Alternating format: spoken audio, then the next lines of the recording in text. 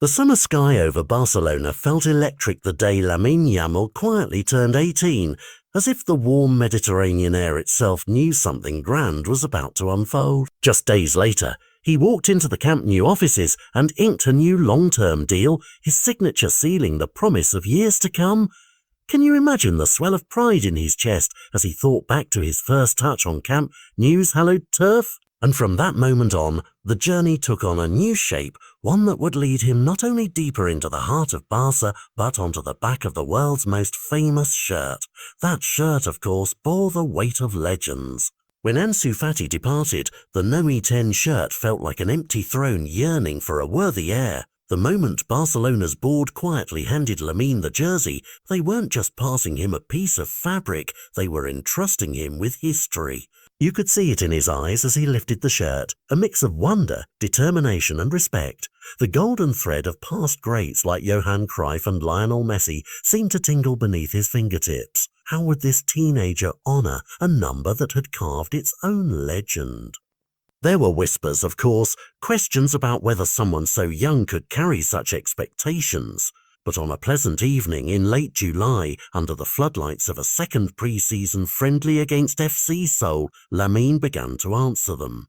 Early on, he danced around Seoul defenders and slipped the ball toward Robert Lewandowski, laying on the opener. The stadium roared as Lewandowski's finish hit the net, and in that moment, the crowd sensed that this No. 10 was more than a ceremonial title. The chemistry between Yamal and his teammates felt like the first notes of a song will become a classic, but you don't yet know the melody. What chords would he strike next?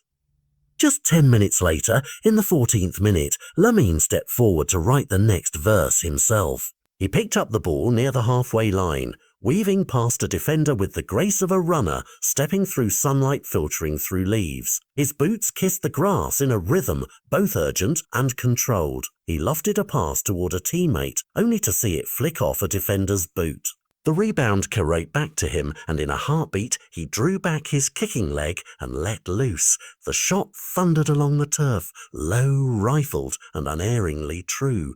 The goalkeeper leapt, arms outstretched, but the ball hissed just out of reach, nestling into the corner of the net. You could almost hear the net whisper as it stretched around that perfect strike. Has there ever been a sweeter sound? And with that, Lamine Yamal had scored his first goal as Barcelona's new No. 10. Even if it came in a friendly, the significance resonated like a church bell through his young career. Every coach on the bench leaned forward, every fan in the stands held their breath.